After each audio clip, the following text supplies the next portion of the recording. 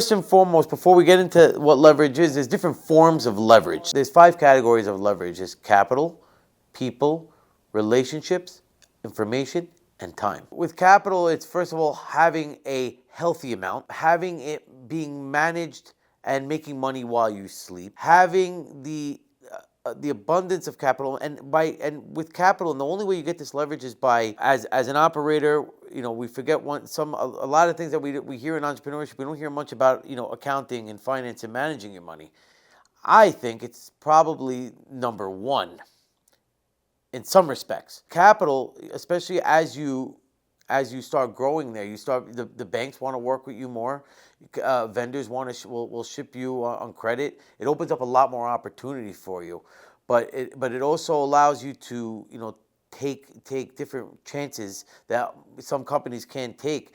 Invest in different things and try different things because you have that capital and you have your system of managing that capital to your advantage. The next thing is people. When you have the right people that are believe in what you're doing and are trained to understand what the processes of success are within the company, you would tap them to help you execute on the idea and on a specific opportunity or a specific project. And the right people are great to leverage because they're also who are the ones that are that really important part of your success as a company and as a person. What you can learn from your people alone, forget about what they can do for you, is incredible. So relationships, a very, very important thing to us is reputation, and having relationships with people that almost come as somewhat, you know them personally, you know them really as really more of a friend, and you have more of that personable type of vibe where you're able to open up about different things. Those relationships, when it comes into business, is extremely crucial to have a certain respect for each other because there's a lot of different types of personalities in the world. But when it comes to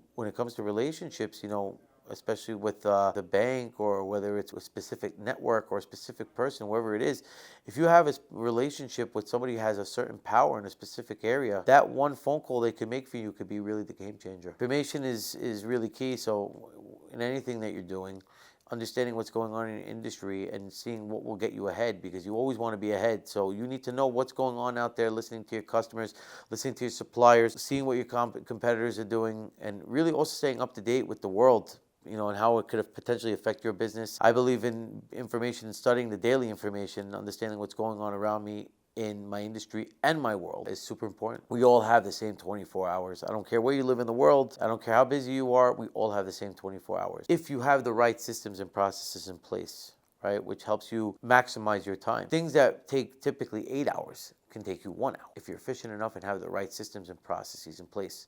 And try to also eliminate distraction, and try to eliminate things that also know that how to allocate your time properly. And I'm very stingent on this. Nothing drives me crazier than things that could waste time, because that second that you just lost, you can never get back. So have the right systems in place to be able to manage that time.